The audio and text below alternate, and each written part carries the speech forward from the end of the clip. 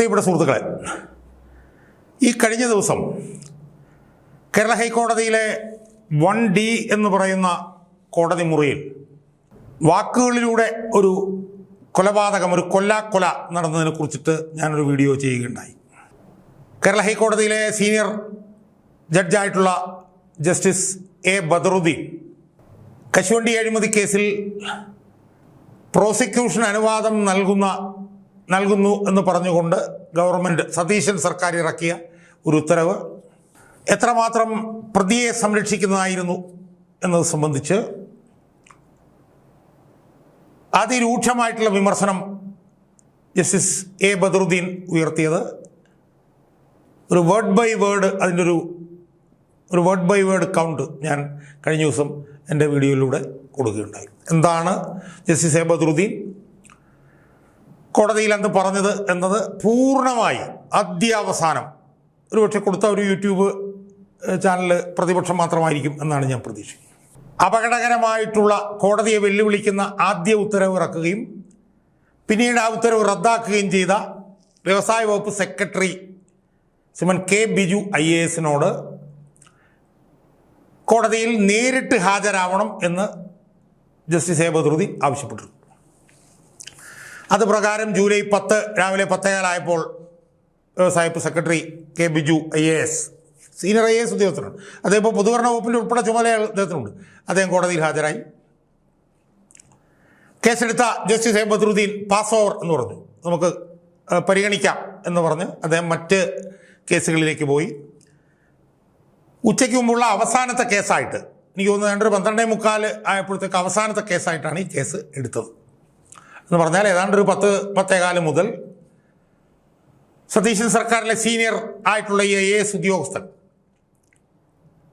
വ്യവസായ വകുപ്പ് secretary, GAD secretary, പല ചുമതലകളുള്ള ഈ സീനിയർ IAS ഉദ്യോഗസ്ഥൻ കുത്തിപ്പിടിച്ച് അവിടെ ആ കോടതിയിലിരുന്നു. അതാണ് കോടതിയുടെ വലിപ്പം. ഭരണഘടന കോടതിക്ക് നൽകിയിട്ടുള്ള അവകാശാധികാരങ്ങളുടെ അടിസ്ഥാനത്തിലാണ് കോടതി പ്രവർത്തിക്കുന്നത്. ആ കോടതിയിൽ വന്ന് ഈ സതീശൻ സർക്കാരിൻ്റെ ഏറ്റവും മുതിർന്ന IAS ഉദ്യോഗസ്ഥന്മാരിൽ ഒരാളായിട്ടുള്ള കെ ബിജു അവിടെ ഇരുന്നു. അവസാനത്തെ കേസായി ജസ്റ്റിസ് ബദറുദ്ദീൻ ഈ കേസെടുത്തു. സുഹൃത്തെ, ആ കേസ് എടുത്തതിന് ശേഷം ജസ്റ്റിസ് എ ബദറുദ്ദീൻ പറഞ്ഞ വാചകങ്ങൾ സത്യത്തിൽ പൊതുമണ്ഡലവും രാഷ്ട്രീയ പാർട്ടികളും ഭരിക്കുന്ന ഗവൺമെൻറ്റുമൊക്കെ കാതുകൂർപ്പിച്ച് കേൾക്കേണ്ടതാണ് എന്നാണ് എനിക്ക് വ്യക്തമാക്കാനുള്ളത്. കോടതികളെ ഒരുപാട് വിപ്ലവകരമായിട്ടുള്ള കാര്യങ്ങൾ പറഞ്ഞിട്ടുണ്ട്, ആദ്യമായിട്ടൊന്നുമല്ല. അതിനോടൊപ്പം ചേർത്ത് വെക്കാവുന്ന നിർണായകമായിട്ടുള്ള ഇടപെടലാണ് ജസ്റ്റിസ് എ ബദറുദ്ദീൻ പിന്നീട് ഈ കേസുമായി ബന്ധപ്പെട്ട് നടത്തിയത്. ആ ഇടപെടലിൻ്റെ ഭാഗമായി ജസ്റ്റിസ് ബദറുദ്ദീൻ പറഞ്ഞ മുഴുവൻ കാര്യങ്ങളും ഒന്നുകൂടി, അദ്ദേഹം കോടതിയിൽ പറഞ്ഞ മുഴുവൻ കാര്യങ്ങളും എൻ്റെ പ്രേക്ഷകരുമായി ഒന്നുകൂടി പങ്കുവെക്കേണ്ടത് ഒരു പൊതുപ്രവർത്തകൻ എന്നുള്ള നിലയിലും, അനീതിക്കെതിരെ പ്രവർത്തിക്കുന്ന ഒരു പൊതുപ്രവർത്തകൻ എന്നുള്ള നിലയിലും, അതിലുപരി ഒരു അഭിഭാഷകൻ എന്നുള്ള നിലയിലും എൻ്റെ ഉത്തരവാദിത്തമാണ് എന്നാണ് എനിക്ക് എൻ്റെ പ്രേക്ഷകരോട് സൂചിപ്പിക്കുക. വ്യവസായ വകുപ്പ് സെക്രട്ടറി ശ്രീമാൻ കെ ബിജു ഒരു നിരുപാധിക മാപ്പപേക്ഷയുമായിട്ടാണ് കോടതിയിലേക്ക് വന്നത്. കോടതി യഥാർത്ഥത്തിൽ ചെയ്തത് ആ മാപ്പപേക്ഷ തള്ളിയിട്ട് അതിനകത്ത് മാറ്റങ്ങൾ വരുത്തി അടുത്ത ബുധനാഴ്ച വരാൻ കെ ബിജുവിനോട് ആവശ്യപ്പെട്ടു. എന്നുവെച്ചാൽ കോടതിയലക്ഷ്യ നടപടികൾ ഈ കഴിഞ്ഞ ദിവസം അദ്ദേഹം ആരംഭിച്ചിരുന്നു. അതിൻ്റെ അവസ്ഥ എന്താകുമെന്ന് നമുക്കറിയില്ല. എന്തായാലും കൊടുത്ത മാപ്പപേക്ഷ കോടതി അംഗീകരിച്ചില്ല, അതിൽ മാറ്റങ്ങൾ വരുത്തി അടുത്ത ബുധനാഴ്ച വരാൻ വേണ്ടിയിട്ട് അദ്ദേഹം പറഞ്ഞിരിക്കും. അപ്പോൾ അത് പറയുന്നതിന് അനുബന്ധമായി വേറെ ചില കാര്യങ്ങൾ ജസ്റ്റിസ് എ ബദറുദ്ദീൻ പറഞ്ഞു. അത് നമ്മൾ കേട്ടേ മതിയാവും. പ്രത്യേകിച്ച് രാഷ്ട്രീയ പാർട്ടികൾ, അതിനേക്കാൾ ഉപരി ഇപ്പോൾ അധികാരത്തിലിരിക്കുന്ന സതീശൻ സർക്കാരിനോടും അദ്ദേഹം ചില കാര്യങ്ങൾ പറയാതെ പറഞ്ഞിട്ടുണ്ട്. കാരണം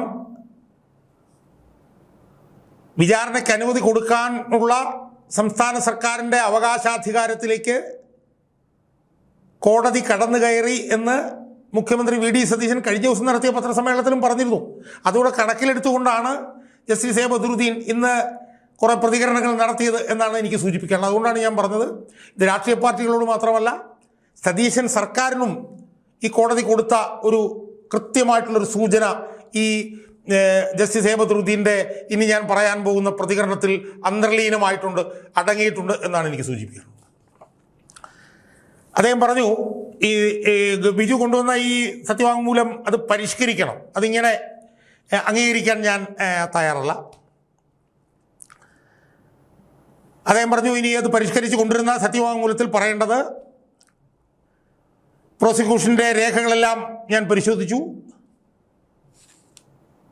അത് ശ്രദ്ധാപൂർവം ഞാൻ പരിശോധിച്ചു, അതായത് ആപ്ലിക്കേഷൻ ഓഫ് മൈൻഡോടുകൂടി ഞാൻ പരിശോധിച്ചുവെന്നും ആരോപണങ്ങൾ പ്രഥമ ദൃഷ്ട്യാ ശരിയാണെന്ന് കണ്ടെത്തിയിട്ടാണ് പ്രോസിക്യൂട്ട് ചെയ്യാൻ അനുവാദം കൊടുത്തത് എന്നുള്ള നിലയിൽ അത് പരിഷ്കരിച്ചോണെന്ന് പറയുമ്പോൾ അത് വി ഡി സതീശനിട്ടുള്ള ഒരു കോട്ടായിട്ട് നമ്മൾ കണക്ക് കൂട്ടണം. കാരണം ആദ്യത്തെ ഉത്തരവിനകത്ത് ആപ്ലിക്കേഷൻ ഓഫ് മൈൻഡ് ശ്രദ്ധാപൂർവമായി പരിശോധിക്കാൻ അവസരം കിട്ടിയില്ല എന്ന് പറഞ്ഞിരുന്നല്ലോ. അതും കൂടി പരിഗണിച്ചുകൊണ്ടാണ്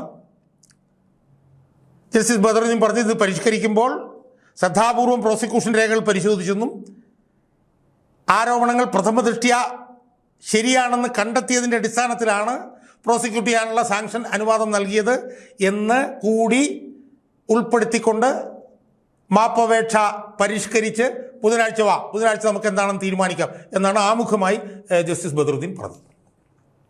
എന്നിട്ട് അദ്ദേഹം വേറെ ചില കാര്യങ്ങൾ കൂടി പറഞ്ഞു. ആ കാര്യങ്ങളാണ് രാഷ്ട്രീയ പാർട്ടികളും പ്രത്യേകിച്ച് സതീശൻ സർക്കാരും ശ്രദ്ധാപൂർവം കേൾക്കേണ്ടത്.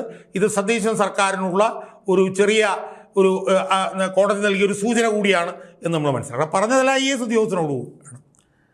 അത് ശരിക്കും IAS ഉദ്യോഗസ്ഥരും ആ കാര്യം ശ്രദ്ധിക്കണം എന്നാണ് എനിക്ക് സൂചിപ്പിക്കുന്നത്. പ്രത്യേകിച്ച് സർക്കാരിന് അടിപണിയുന്നത് ഒരു സ്വഭാവമാക്കി മാറ്റിയ IASകാരിൽ കുറേ ആളുകളുണ്ട്.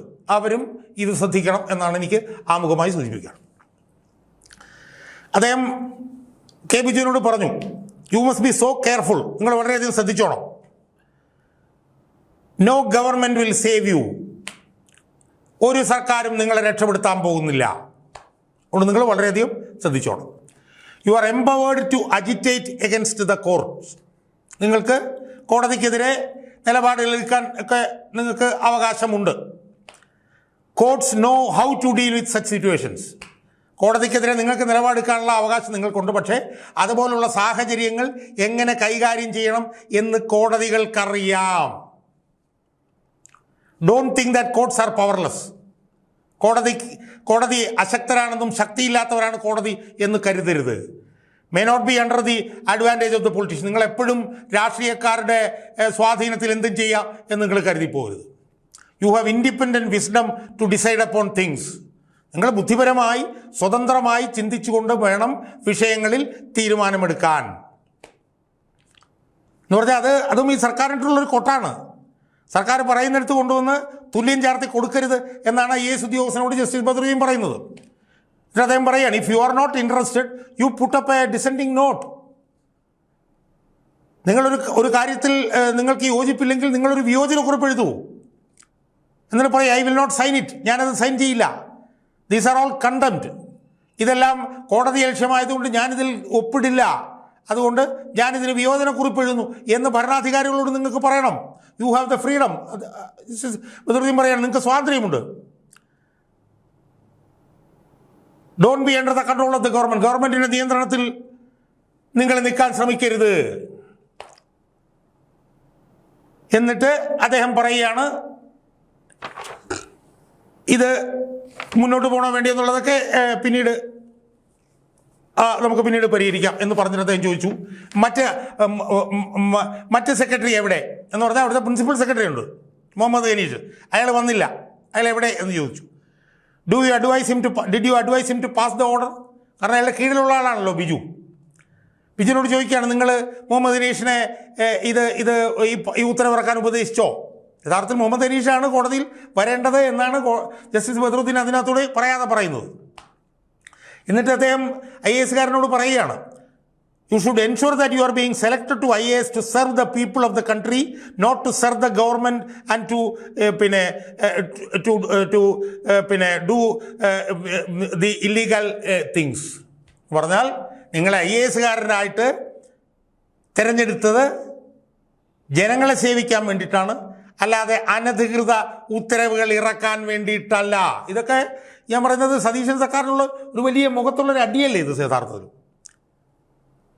ഇത്തരം കാര്യങ്ങൾ you must know it and pass orders. നിങ്ങൾ കാര്യങ്ങൾ മനസ്സിലാക്കി വേണം നിങ്ങൾ ഉത്തരവുകൾ ഇറക്കാൻ. What ever B the threats and influence, avoid it. എന്ത് ഭീഷണി വന്നാലും എന്ത് സ്വാധീനം വന്നാലും നിങ്ങളതിനെല്ലാം നിങ്ങൾ അവഗണിക്കണം. ആലോചിച്ച് നോക്കൂ. IAS പറയുകയാണ്, നിങ്ങളെ IAS തിരഞ്ഞെടുത്തത് രാജ്യത്തെ സേവിക്കാൻ വേണ്ടിയിട്ടാണ്, അല്ലാതെ ഗവൺമെൻറ്റുകൾക്ക് അനധികൃതമായിട്ടുള്ള കാര്യങ്ങൾ ചെയ്യാനല്ല. അത് മനസ്സിലാക്കി വേണം ഉത്തരവുകൾ ഇറക്കാൻ. എന്ത് ഭീഷണിയും സ്വാധീനവും വന്നാലും അതെല്ലാം നിങ്ങൾ അവഗണിക്കണം എന്ന് പറഞ്ഞാൽ ഇത് സതീശൻ സർക്കാരിന് കൊടുത്തൊരു അടിയല്ലേ സുഹൃത്തുക്കളെ. സതീശൻ സർക്കാർ പറയുന്ന എന്ത് വൃത്തികേടും അംഗീകരിക്കലല്ല നിങ്ങളുടെ ജോലി. നിങ്ങൾക്ക് സ്വാതന്ത്ര്യമുണ്ട്. നിങ്ങൾ അതിനോട് യോജിച്ചില്ല, അത് കോടതി ലക്ഷ്യമാണെങ്കിൽ നിങ്ങൾ അതിനൊരു വിയോജനക്കുറിപ്പ് എഴുതണം എന്നെല്ലാം പറഞ്ഞിട്ട് അദ്ദേഹത്തിൻ്റെ വാചകങ്ങൾ അവസാനിപ്പിച്ചത് എങ്ങനെയാണെന്ന് പ്രത്യേകം നമ്മൾ ശ്രദ്ധിക്കണം. നെപ്പോളിയൻ്റെ ഒരു ഉദ്ധരണി പറഞ്ഞുകൊണ്ടാണ് അദ്ദേഹം ആ വാക്കുകൾ അവസാനിപ്പിക്കുന്നത്. Cowards die many times before their death. അതായത് ഭീരുക്കൾ അവരുടെ മരണത്തിന് മുമ്പ് പലതവണ മരിക്കും. ഭീരുക്കൾക്ക് അവരുടെ മരണത്തിന് മുമ്പ് പല മരണങ്ങളുണ്ട് ഭീരുക്കൾക്ക്. But brave only once. ഭീരുക്കൾ അവർ മരിക്കുന്നതിന് മുമ്പ് പലതവണ മരിക്കുമെങ്കിൽ ധീരന് ഒരു മരണമേ ഉള്ളൂ. സത്യത്തിന് വേണ്ടി നമ്മൾ ജീവിക്കണം, ഞാൻ അങ്ങനെയാണ് എന്ന് പറഞ്ഞുകൊണ്ടാണ് ജസ്റ്റിസ് ബദറുദ്ദീൻ തൻ്റെ ഈ പ്രതികരണങ്ങൾ അവസാനിപ്പിക്കുന്നത്. സത്യം പറഞ്ഞാൽ രോമാഞ്ചം ഉണ്ടാവില്ലേ നമുക്ക് ഇതുപോലുള്ള ഈ പ്രതികരണങ്ങൾ കേൾക്കുമ്പോൾ? നീതിന്യായ വ്യവസ്ഥയെ കൊണ്ട് എന്താണ് ഉദ്ദേശിച്ചിരിക്കുന്നത് അതല്ലേ ഇവിടെ നടന്നിരിക്കുന്നത്. നീതിന്യായ വ്യവസ്ഥയുടെ ഒരു ജസ്റ്റിസ് ഡെലിവറി സിസ്റ്റത്തിൻ്റെ ഒരു കാവലാളായി മാറുകയല്ലേ ജസ്റ്റിസ് ബദറുദ്ദീൻ ചെയ്യുന്നത്. കോടതി ഒരു സെന്റിനലിൻ്റെ ക്യൂ വൈവ് ആകുകയല്ലേ സുഹൃത്തുക്കളെ ഇതിലൂടെ ചെയ്തിരിക്കുന്നത്. അതുകൊണ്ട് എല്ലാവർക്കും ഒരു സൂചന, കൃത്യമായിട്ടുള്ളൊരു സൂചനയാണ് നൽകിയിട്ടുള്ളത്. ഗവൺമെൻറ് പറയുന്ന വൃത്തികേടുകൾക്കൊപ്പം നിൽക്കുകയല്ല IAS ഉദ്യോഗസ്ഥൻ്റെ ചുമതല. ശരി എന്താണെന്ന് കണ്ട് അതിനൊപ്പം നിൽക്കുക എന്നുള്ളതാണ്. ഗവൺമെൻറ്റിൻ്റെ വൃത്തികേടുകൾക്കൊപ്പം നിൽക്കാൻ വേണ്ടിയിട്ടല്ല IASകാരനെ തിരഞ്ഞെടുത്തിരിക്കുന്നത്, രാജ്യത്തെ സേവിക്കാൻ വേണ്ടിയിട്ടാണ്. അഭിപ്രായ വ്യത്യാസമുണ്ടെങ്കിൽ അതിനോടൊപ്പം നിൽക്കില്ല, ഇത് കോടതി ലക്ഷ്യമാണ് എന്ന് പറഞ്ഞുകൊണ്ട് വിയോജനക്കുറിപ്പ് എഴുതണം. അദ്ദേഹം IAS ഉദ്യോഗസ്ഥന്മാരടുത്ത് പറയുകയാണ്, ഇത് ഈ സർക്കാരിൻ്റെ പിട്ടം താങ്ങുന്ന IAS ഉദ്യോഗസ്ഥന്മാർക്കുള്ള ഒരു സൂചനയാണിത്. അവരോട് പറയുകയാണ്, അവസാനം പറയുകയാണ്, ധീരന് ഒരു മരണമേ ഉള്ളൂ, ഭീരുവിന് മരണത്തിന് മുമ്പ് ഒരുപാട് മരണമുണ്ട് എന്ന്. ഇത് താൻ അങ്ങനത്തെ ഒരാളാണ്, താൻ സത്യത്തിന് വേണ്ടിയാണ് ജീവിക്കുന്നത് എന്ന് പറഞ്ഞുകൊണ്ടാണ് ജസ്റ്റിസ് ബദറുദ്ദീൻ തൻ്റെ ഈ പ്രതികരണം അവസാനിപ്പിക്കുന്നത്. ഇതുപോലെയുള്ള ന്യായാധിപന്മാരാണ് ഞാൻ നേരത്തെ സൂചിപ്പിച്ചതുപോലെ നിയമവ്യവസ്ഥയെ യഥാർത്ഥത്തിൽ ഭരണഘടന വിഭാവനം ചെയ്യുന്ന നിയമവ്യവസ്ഥയായി ഉയർത്തിപ്പിടിക്കുന്നത് എന്നാണ് എനിക്ക് എൻ്റെ പ്രേക്ഷകരോട് ഒരു പൊതുപ്രവർത്തകൻ എന്നുള്ള നിലയിലും ഒരു അഭിഭാഷകൻ എന്നുള്ള നിലയിലും പറയാനുള്ളത്.